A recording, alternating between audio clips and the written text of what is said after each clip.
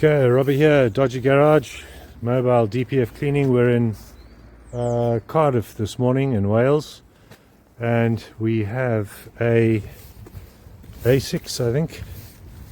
Nice car this. Yeah, it's an A6, and customer says the DPF is blocked. So let's get in and take a quick look.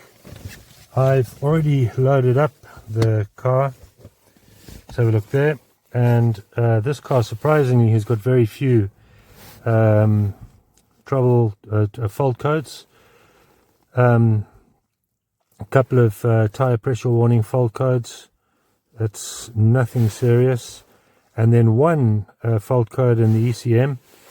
And there you go, P200200.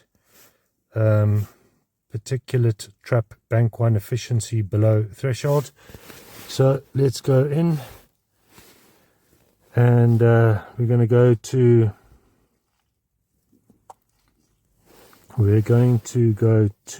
read data stream, and we're going to go there, and I'm going to quickly find the differential pressure sensor. Okay, then on engine off, we're at -4 millibar. We ideally want to be at 0 millibar. So let's just start her up and have a look and see where we are.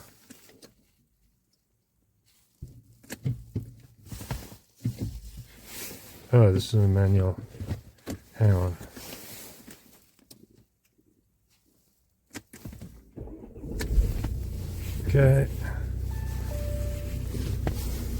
Okay, and we're at 16, 15, 14 millibar, minus the 4, 13 millibar. We're already at about 10, so it's pretty much cusp.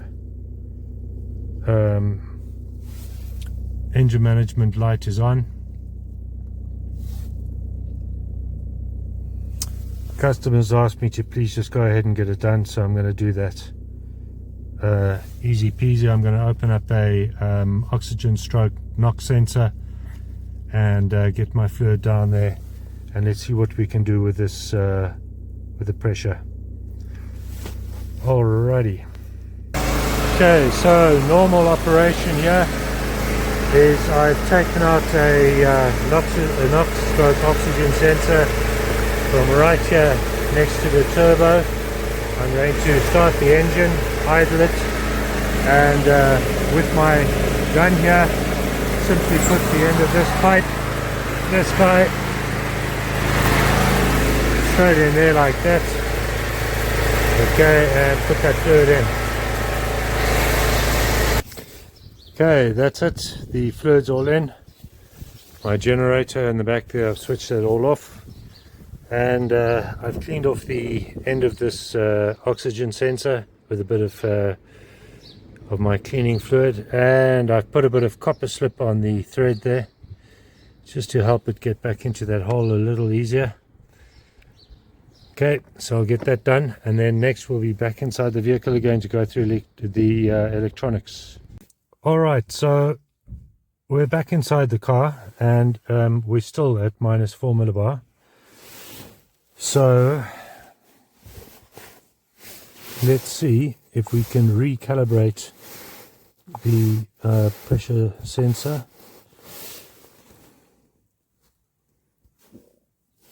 Okay, so we've got to go to basic settings.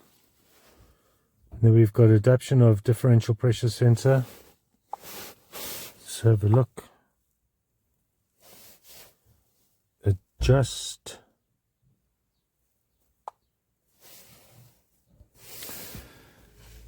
Okay, so we can't do that at the moment because the motor is not running, the motor is not idling, and I'm not going to start it now until 10:05.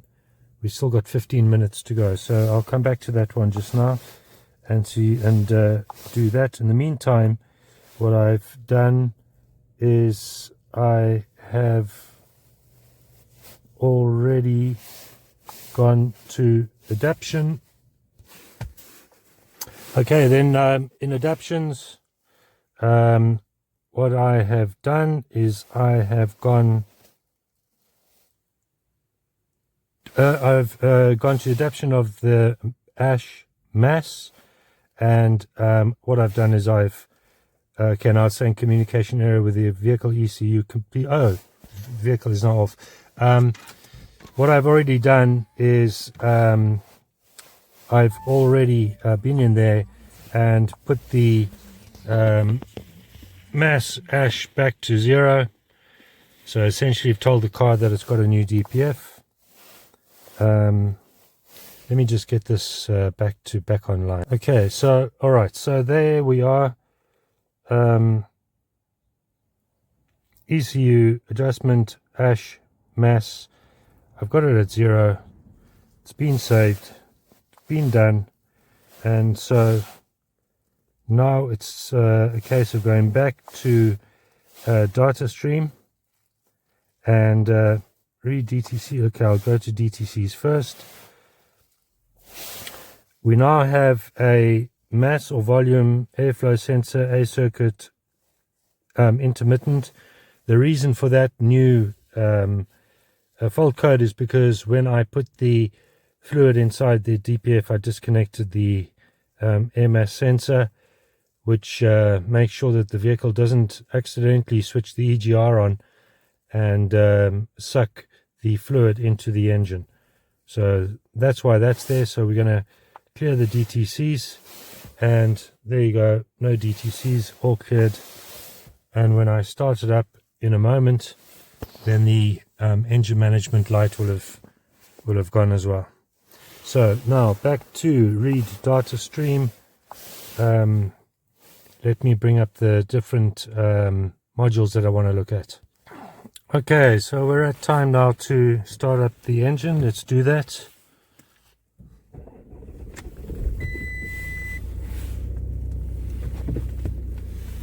Okay,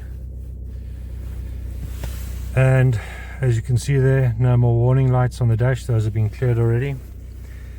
Engine coolant temperature, the engine is at 19, so we're going to just let it idle for a while before we bring the engine revs up. There you can see the engine revs, and what I have here are the exhaust gas temperatures, and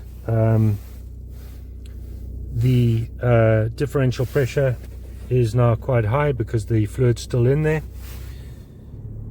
I'm going to just bring the revs up a bit, and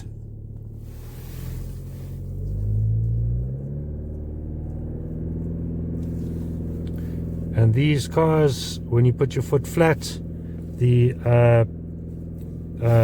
revs are limited to 2,500. So that's where we are. We're at 2,500. Temperature outside 6.5 degrees Celsius. That seems to be working correctly.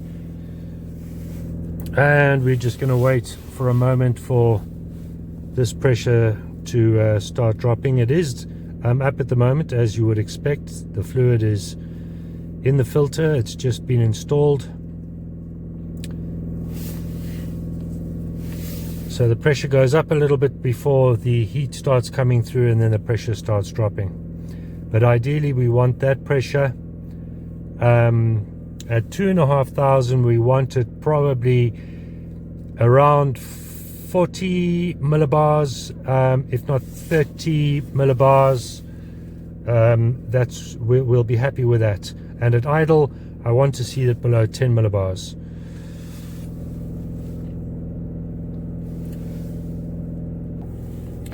Okay, so this pressure is taking a bit of time to come down, but we slowly coming down. These cars do tend to come down quite slowly.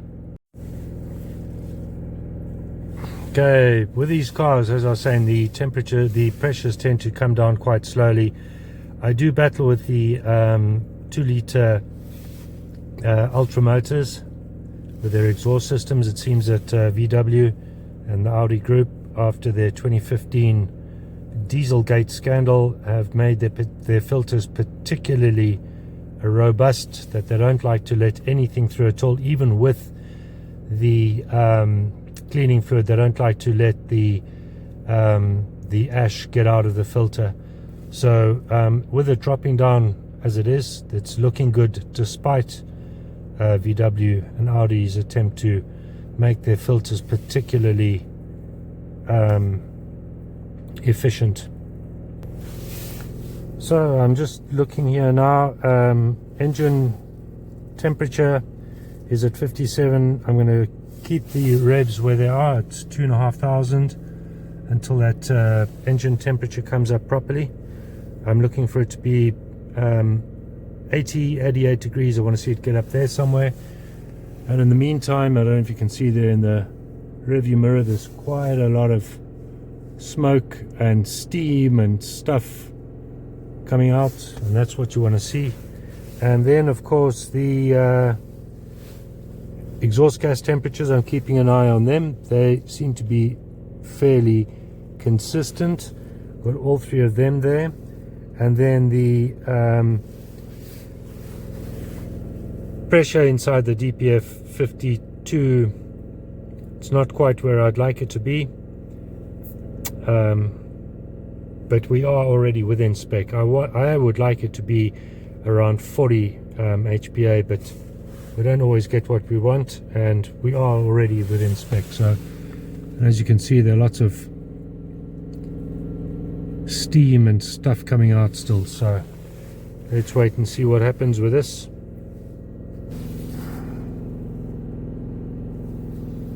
Alrighty, so the car is now at 81 degrees.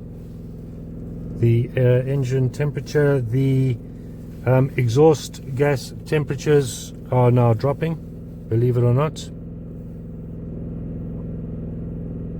They were at just over 200, they've dropped slightly, and the pressure is down now to 43 at 2,500, 41. We're well within spec, that's looking good, and we're still dropping there.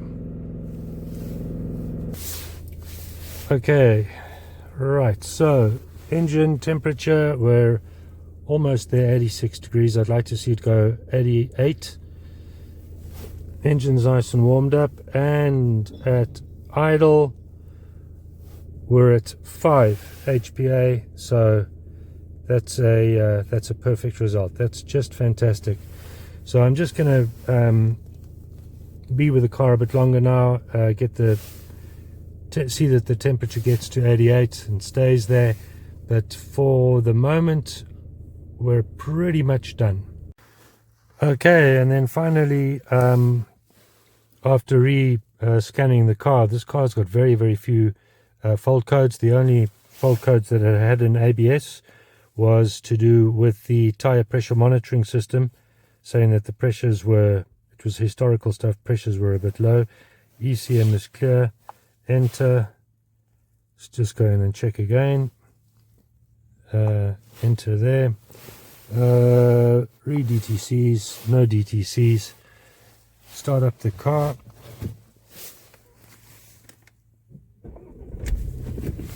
And no fault codes, no warning lights, magic. Okay, I think that's it for today. We're all done here.